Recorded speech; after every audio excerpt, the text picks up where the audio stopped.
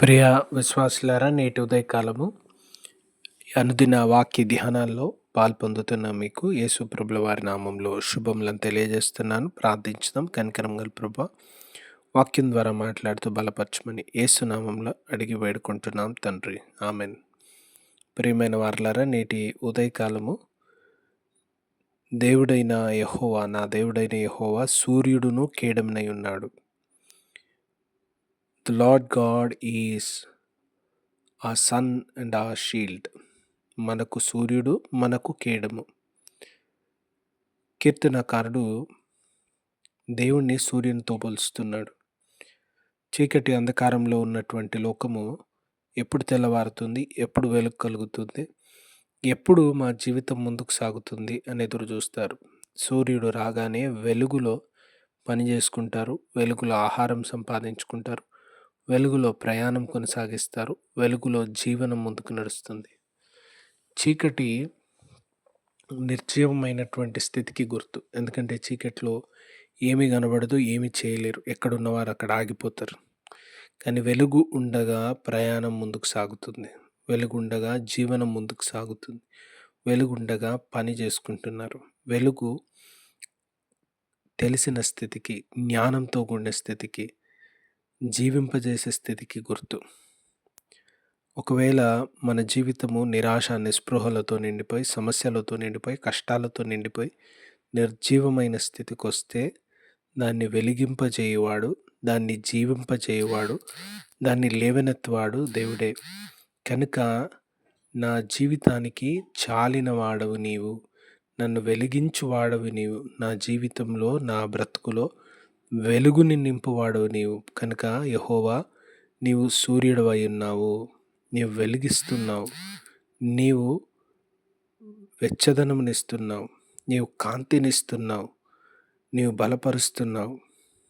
సూర్యుడిని పోల్చడానికి గల కారణం అనేక విధాలుగా మేలును, బలమును, జీవమును ఇస్తున్నాడని. ఇది మొదటిదే. రెండవది, కేడమై ఉన్నావు. You are my shield. నీవు రక్షణ కారకుడివై ఉన్నావు. నేను ఎదుర్కొనే సమస్యల నుండి, బాధల నుండి, కష్టాల నుండి తప్పించువాడు, సంరక్షించువాడు. హాని నా యొద్దకు రాకుండా, కీడు నా మీదికి రాకుండా, సమస్యలు నా మీదికి రాకుండా, శత్రు బాణాలు నా మీదికి రాకుండా కాపాడుతూ ఉన్నావు. నీవు జీవమిచ్చువాడు, నీవు కాపాడువాడు, సంరక్షించువాడు. ఈ ప్రయాణంలో ముందుకు సాగేటప్పుడు క్రూర మృగాలు, దొంగలు, బందిపోట్లు వీటన్నిటి నుండి తప్పించువాడు. మమ్మలను, మా జీవితాన్ని కొనసాగింపజేయువాడు. మా బ్రతుకుల్లో సంతోష సమాధానాలు నింపువాడు అని కీర్తనకారుడు ఆనందిస్తున్నాడు. 84 కీర్తనలో ఎన్నో బలమైనటువంటి మాటల్ని మనం జ్ఞాపకం చేసుకున్నాం. అందులో మరో ప్రాముఖ్యమైనటువంటి మాట కీర్తనకారుడు చెప్తాడు. యథార్థవంతులకు ఏ మేలు ఆయన కొదవ లేకుండా చేస్తాడు. యథార్థవంతులకు, దేవునిలో జీవిస్తున్న వారికి, మొదట దేవుని సన్నిధిని కాంక్షించేవారు, ప్రార్థించేవారు, దేవుని సన్నిధిలో గడిపే వారి గురించి ఆలోచన చేసినాం. ప్రభు ఇక్కడ చెప్తూ ఉన్నాడు, యథార్థవంతులకు ఏ మేలు కొదవై ఉండదు, ఏ మేలు తక్కువ కాదు, ఏది కొరత లేకుండా ప్రభు ఎదుట జీవించిన వారికి, విశ్వసించిన వారికి సమస్తం సమకూరుస్తారు. ఈరోజు కొంత ఇబ్బంది, ఈరోజు కొంత కష్టం కనబడవచ్చు. కానీ ప్రతి కష్టం నుండి, బాధ నుండి దేవుడు నూతనమైన స్థితికి తీసుకెళ్తాడు. ఆయన తలంపులు, ఆయన ఉద్దేశంలో గొప్పవే. ఈ క్షణం మనం గ్రహించకపోవచ్చు, కానీ ఒక గొప్ప స్థితికి నడిపించే దేవుడు, మనం ఊహించని మేళ్లతో నింపేటువంటి ప్రభు మన జీవితంలో ఉన్నాడని విశ్వాసంతో సాగిపోయే కృప దేవుడు మనకు కలుగజేయనుగాక. ఆయన మన జీవితంలో ఏమై ఉన్నాడో ఒకసారి ఆలోచన చేసుకుందాం. ఆయన వెలుగు నింపువాడా, సంరక్షించువాడా, బలమిచ్చువాడా, సేద తెచ్చువాడా. ఈ ఉదయకాలం దాన్ని బట్టి దేవుని కృతజ్ఞతాస్తుతులు చెల్లించుదాం. మనం ఏ స్థితిలో ఉన్నా మనల్ని లేవనెత్తి జీవింపజేయవాడు, నూతన ఉదయాన్ని మన జీవితంలో ఇచ్చువాడు.